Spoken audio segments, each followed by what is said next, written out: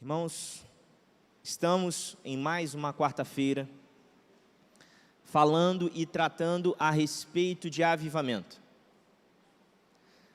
Falamos sobre as consequências do avivamento na vida prática do crente.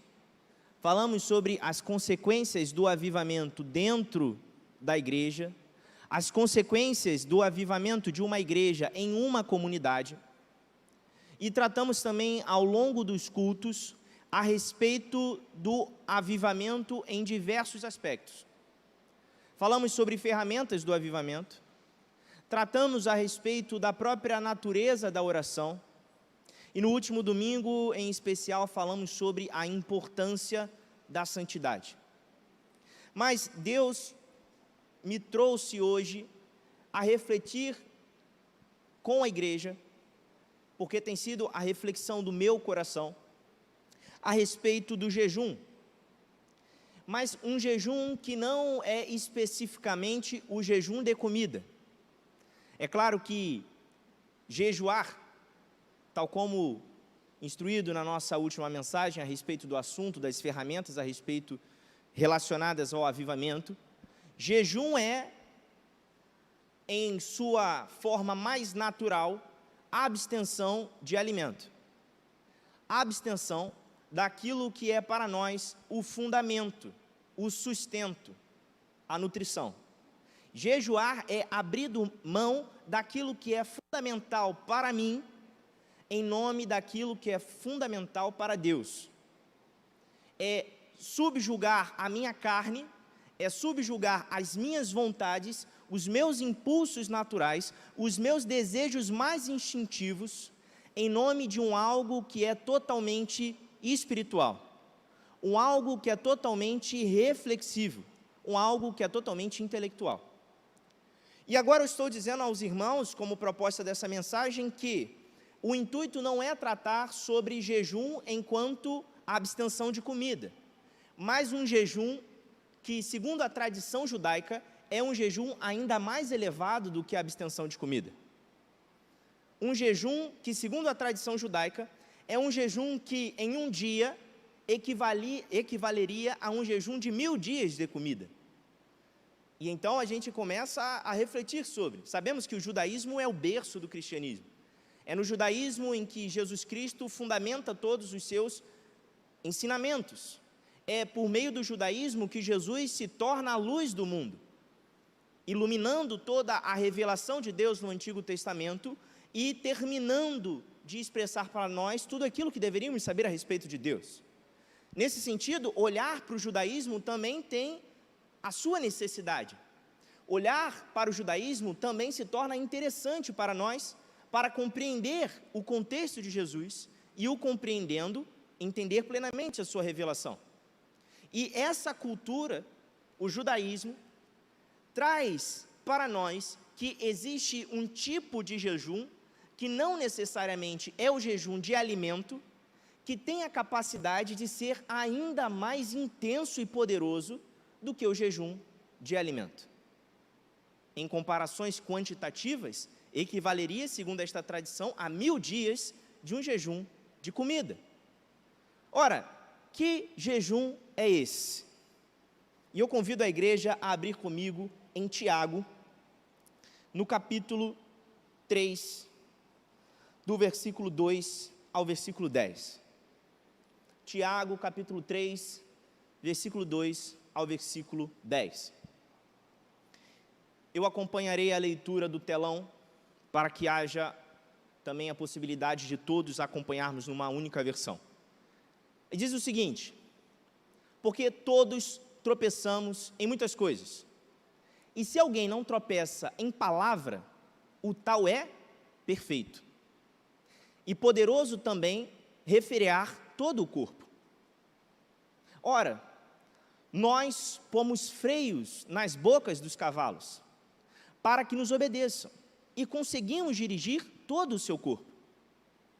Vede também as naus que, sendo tão grandes e levadas de impetuosos ventos, se viram com um bem pequeno leme para onde quer a vontade daquele que os governa, e eu observo que preciso de um óculos. Assim também a língua é um pequeno membro e gloria-se de grandes coisas. Vede com um grande bosque um pequeno fogo incendeia. A língua também é um fogo, como mundo de iniquidade. Irmãos, eu vou apelar para a Bíblia, eu preciso de fato de um óculos. A língua é um fogo, é mundo de iniquidade. A língua está colocada entre os membros do nosso corpo e contamina a pessoa por inteiro. E não só incendeia todo o curso da existência humana, como também é incendiada pelo inferno. Pois toda a espécie de animal, aves, répteis e criaturas do mar, doma-se e é dominada pela espécie humana. A língua, porém, nenhum dos homens é capaz de domar. É mal incontrolável, carregado de veneno mortífero. Com ela, bendizemos ao Senhor e Pai, e com ela amaldiçoamos os homens, feitos semelhança de Deus. De uma só boca procedem bênçãos e maldições. Meus irmãos, isso não pode ser desta forma. Amém. Tiago, nesta passagem do seu livro, trata conosco, com a Igreja de Cristo, aquilo que dentro da tradição judaica já se estabelece como uma realidade. Se no jejum de comida nós estamos buscando controlar, dominar os nossos impulsos mais naturais, os nossos impulsos mais instintivos, aquilo que é mais fundamental para o homem, é no domínio da palavra, é no domínio daquilo que falamos, que de fato conseguimos dominar todo o resto. Se há importância e relevância no jejum da comida, há também importância e relevância no jejum da palavra. E dentro da tradição judaica, é uma proposta deles, fazer jejuns de dias, em pleno silêncio, sem nada dizer. Ou então, quando dizendo somente aquilo que expressa e revela a vontade de Deus. E agora eu peço, meu amado irmão, que você reflita a respeito disso. Passar 1, 2, 3 dias sem falar absolutamente nada. Ficar 2, 3 dias sem comer se torna uma possibilidade muito mais aceitável do que ficar sem falar. E por que eu estou trazendo à tona esta realidade? Porque se estamos buscando uma vida de santidade, se estamos buscando um avivamento, se estamos buscando as ferramentas para chegar a este avivamento, é necessário que nós venhamos a compreender aquilo que nos leva, muitas das vezes, ao pecado. Aquilo que, de fato, domina o nosso corpo. E Tiago vai deixar claro para nós que aquilo que domina o homem é sua língua.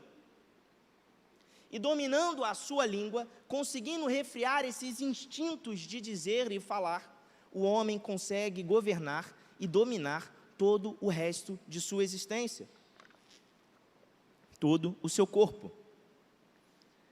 E o que vem a ser a língua? Ora, todos os outros animais têm língua. Todos os outros animais têm o órgão língua. Mas o que nos distingue de outros animais? Nós temos linguagem. Ou ao menos uma linguagem complexa o suficiente para comunicar ideias, diferente de animais. Animais conseguem se comunicar de forma instintiva, mas é somente o homem que consegue dizer a alguém que ele é belo. É somente o homem que consegue dizer a um outro que ele é legal, ou que ele não é legal. É somente o homem que consegue articular a linguagem e a língua a ponto de trazer conteúdos de bênção. Deus é maravilhoso, Deus é bom, Deus é justo, louvado seja o Senhor.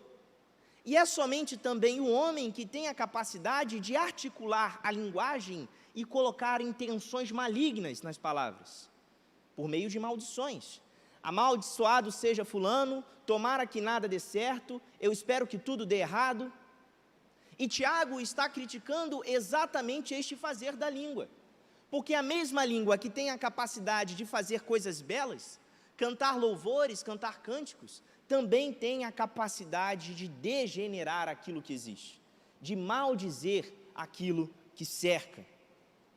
E essa é a característica que diferencia o ser humano de outros animais. De resto, somos todos iguais.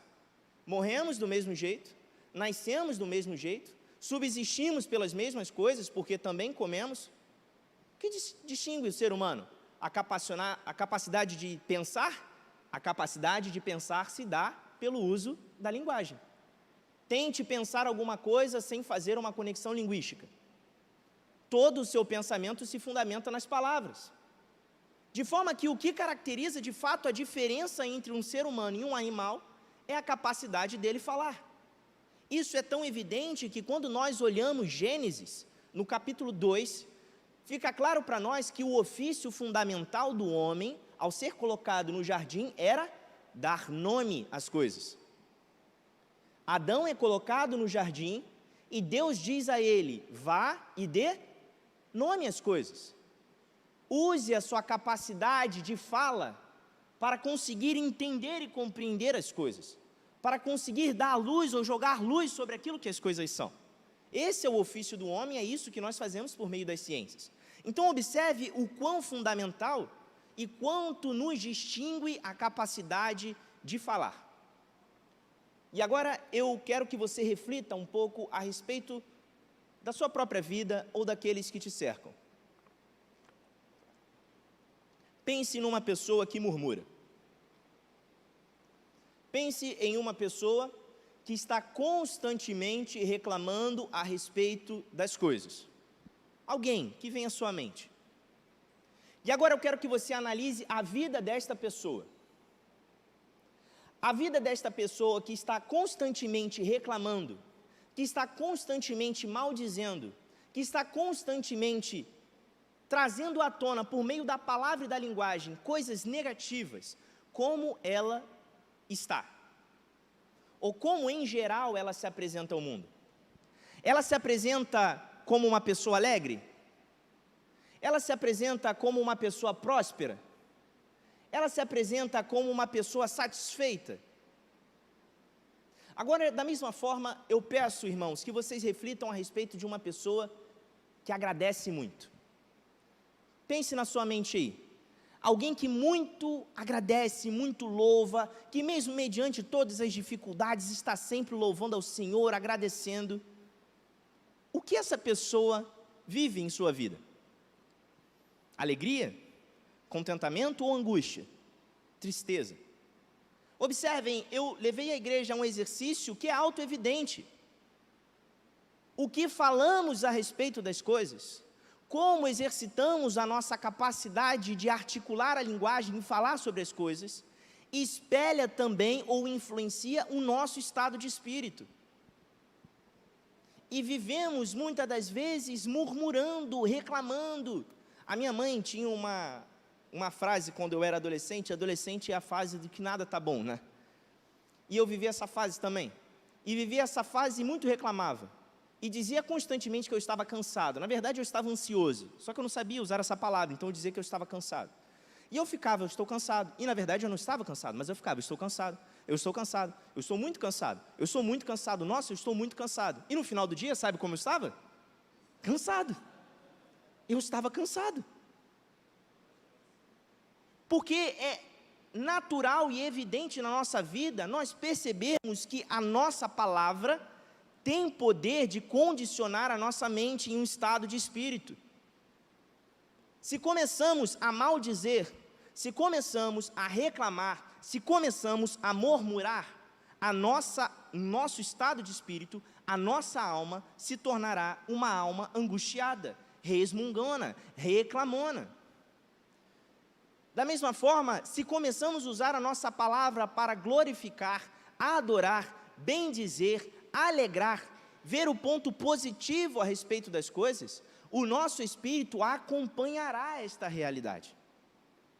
Mas tudo isso passa pela nossa capacidade de dominar a nossa língua. E eu quero refletir com os irmãos a respeito de pelo menos 3 pontos a respeito da língua e da linguagem, de forma mais específica.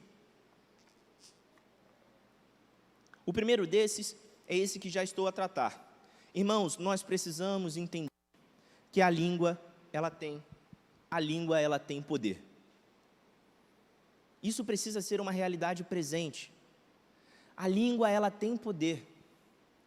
E com essa consciência de que a língua tem poder, eu convido vocês, irmãos, a fazerem reflexões ao longo do seu dia, do que você tem falado e como você tem usado esse instrumento de poder na sua vida. Às vezes você vê o seu filho, talvez, cometendo um ato ou uma atitude que você não concorda, e você usa esse instrumento de poder, de certa maneira, para amaldiçoar o seu filho. E então, o garoto não gosta muito de estudar. Estou dando um exemplo. O garoto não gosta muito de estudar. E está lá, quer jogar o videogame dele, tal, e você quer gerar uma motivação para ele estudar. E aí você lança uma palavra, você não vai ser nada assim. Desse jeito você não chega a lugar nenhum. Observe o tipo de vocabulário, de palavra que está sendo semeado neste ambiente. Em contrapartida, é possível você usar uma mesma forma de palavras para motivar sem amaldiçoar o seu filho. Dizendo, por exemplo, meu filho, é possível você ir muito mais além. Você será alguém muito grande se estudar. Você será alguém relevante se buscar esse caminho. E tal como vale para a vida para o filho, vale também para a vida dos relacionamentos. E muitas das vezes nós entramos em debates dentro de um casamento com frases do tipo, você não me entende, né? Você não me entende, de forma, fechou a questão, não entende, não me pode entender, sendo que poderia ser articulado esta palavra de poder de uma outra forma, para construir uma nova realidade, porque a palavra tem poder, e é a língua, e é a palavra que domina todo o resto do corpo. Se temos palavras agressivas, seremos naturalmente agressivos. Se temos palavras de mansidão, teremos um corpo manso. Isso não sou eu a dizer, é o próprio texto de Tiago. Quem tem a capacidade de refrear a sua língua, tem a capacidade de refrear todo o seu corpo. O segundo ponto que eu queria trazer para os irmãos é que, para além da capacidade de construir realidades que a palavra tem, a palavra também é um meio pelo qual Deus nos julgará. As palavras que usamos serão usadas no dia do nosso juízo. De onde eu estou tirando isso? Mateus capítulo 12, versículo 37. Pois pelas tuas palavras serás julgado, pelas tuas palavras serás condenado, pelas tuas palavras serás julgado por Deus, e pelas tuas palavras também serás condenado. Isso deve trazer para nós um estado de atenção, um estado de reverência quando falamos. Falar não é qualquer coisa.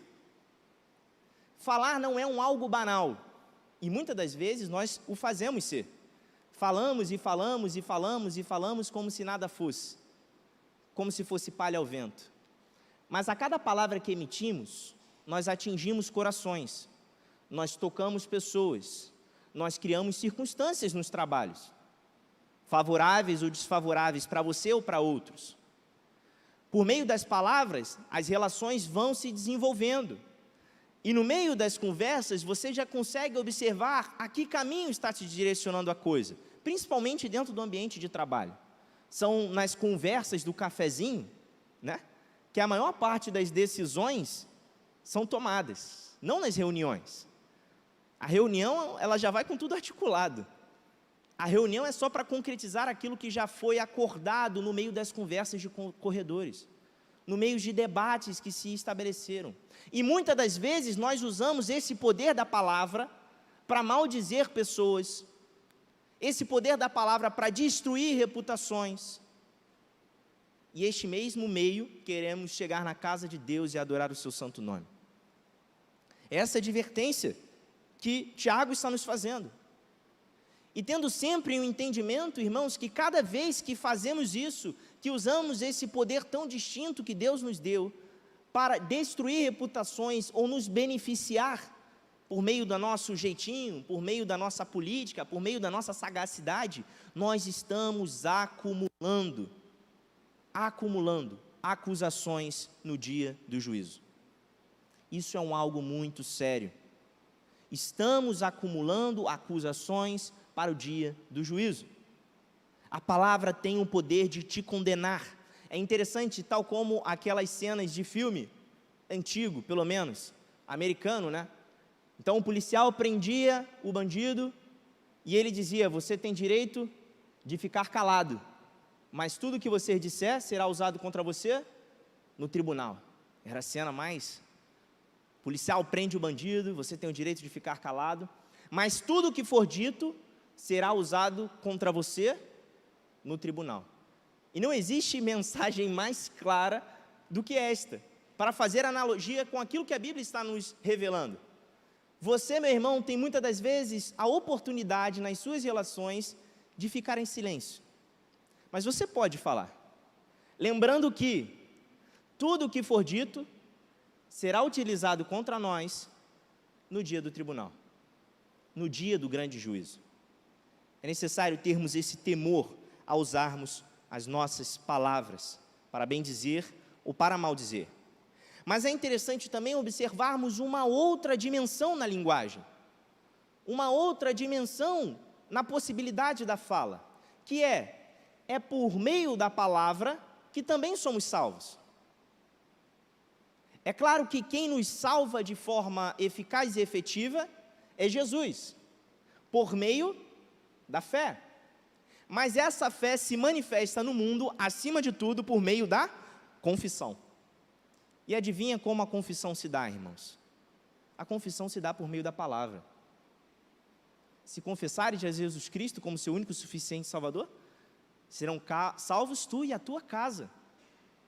É por meio de um dizer, é por meio de uma palavra dita, que também podemos alcançar a expressão da nossa fé mais perfeita.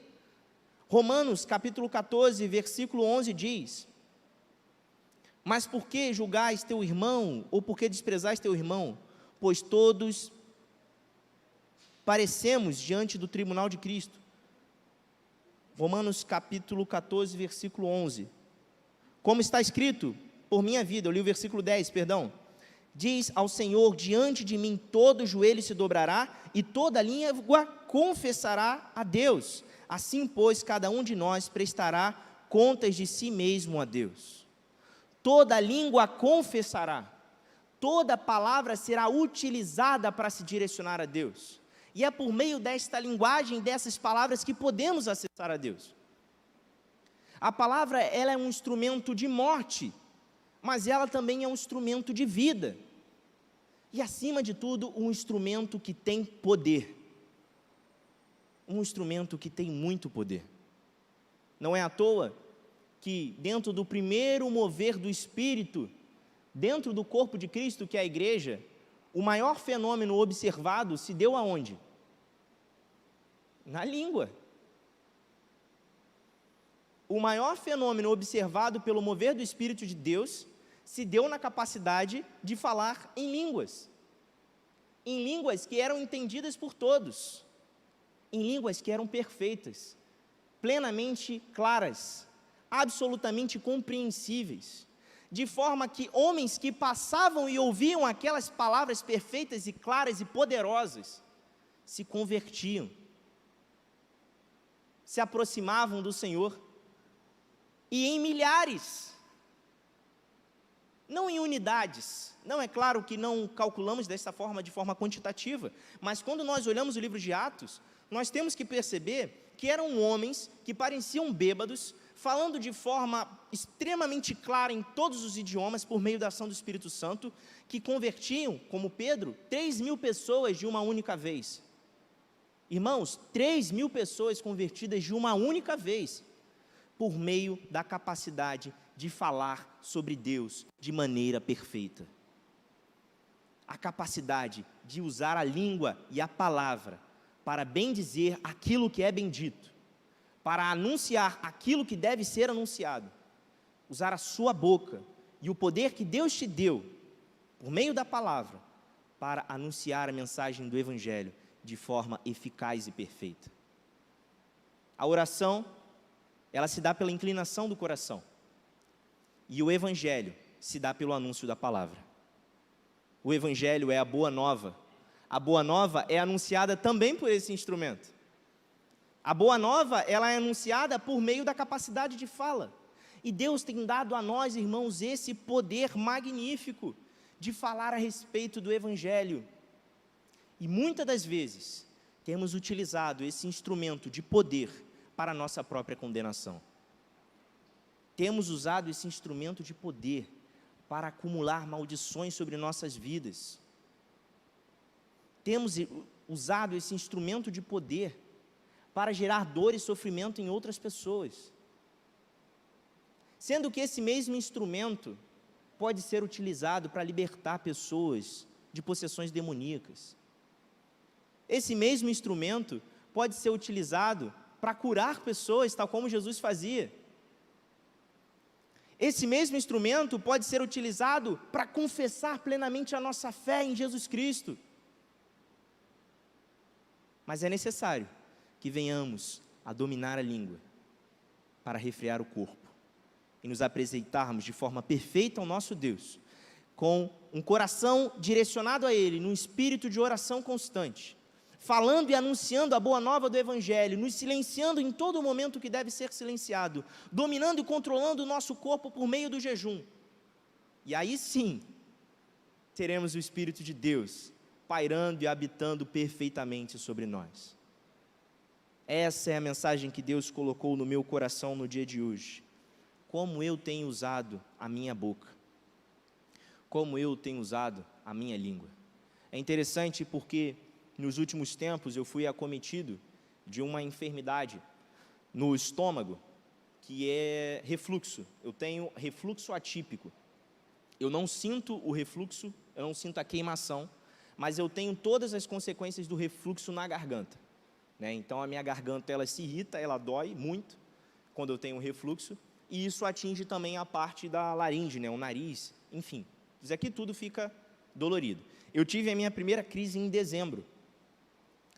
Irmãos, é espantoso, porque eu fiquei refletindo a respeito disso, porque Deus me colocou num silêncio condicional, porque eu sempre fui uma pessoa que fala muito, e eu ainda sou, eu admito, eu falo bastante.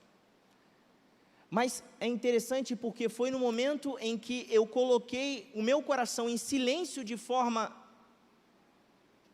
como eu posso dizer, forçada, de certa forma, forçada, por uma limitação do próprio corpo, em que eu consegui perceber e me aproximar de Deus nos detalhes. Foi quando eu fiquei em silêncio que o meu testemunho cristão foi se tornando perfeito. Porque muitas das vezes nós derrapamos no nosso testemunho pelas palavras, na maior parte das vezes. A maior parte das vezes as pessoas não estão nos vendo cometer pecados, elas estão nos ouvindo tratar assuntos de forma pecaminosa. E então, no silêncio, o meu testemunho foi aperfeiçoado. O meu espírito de oração se tornou constante, porque eu estava falando menos e ouvindo muito mais. E em Tiago, no capítulo 1, versículo 19, ele vai falar a respeito disso. Escute mais e fale menos. Escute mais e fale menos. Aquieta a tua boca, controla a tua língua. Use a tua língua somente para bendizer a Deus, somente para abençoar as pessoas, somente para louvar ao Senhor. Isso te trará alegria, te trará paz. Refreie sua língua e domine o seu corpo. E eu posso testemunhar, irmãos, que isso é uma verdade. E, é claro, não é fácil, porque foi só a minha garganta começar a melhorar que eu já voltei a falar pra caramba. Mas é um exercício constante que temos que fazer. Refrear a nossa língua, dominar o nosso pensamento, para que assim venhamos a ser perfeitos, tal como o próprio apóstolo Tiago vai nos dizer: quem domina a sua língua se torna perfeito. Que esse seja o desejo do nosso coração, para que haja alegria na tua casa, para que haja bênção no teu lar, bênção para os teus filhos, bênção no teu trabalho, usar a nossa língua de forma adequada. Vamos orar. Oremos. Senhor Deus eterno Pai, obrigado, Deus maravilhoso, Deus bondoso, porque o Senhor falou conosco. Obrigado, Deus, por este dom que temos, que é o dom do falar, o dom do dizer. Essa língua é uma ferramenta tão poderosa, aquilo que nos distingue de todos os outros animais, a capacidade de falar, de dar nome, de compreender, de criar discursos, Deus. Isso é tão pessoal nosso, isso diz tanto a respeito da tua própria natureza, porque somos a imagem e semelhança de ti. Nós pedimos neste momento, Deus, que o Senhor venha nos ensinar a usar a nossa língua de forma poderosa. Usar a nossa língua não para que criem para nós condenação no dia do juízo. Ensinar, Deus, que venhamos a forma adequada de usar a nossa língua, para que não venhamos a ser condenados por aquilo que dizemos no último dia, mas que venhamos a atingir, Deus, a perfeição da expressão da nossa fé, que venhamos ter a capacidade de expressar plenamente, de forma clara, a mensagem do Teu Evangelho, a Tua boa nova, e que isso gere em nós vida, e que Teu Espírito Santo nos abençoe por meio desse instrumento. É o que nós te pedimos e te agradecemos, no nome do Teu Filho amado, Jesus Cristo. Amém, amém.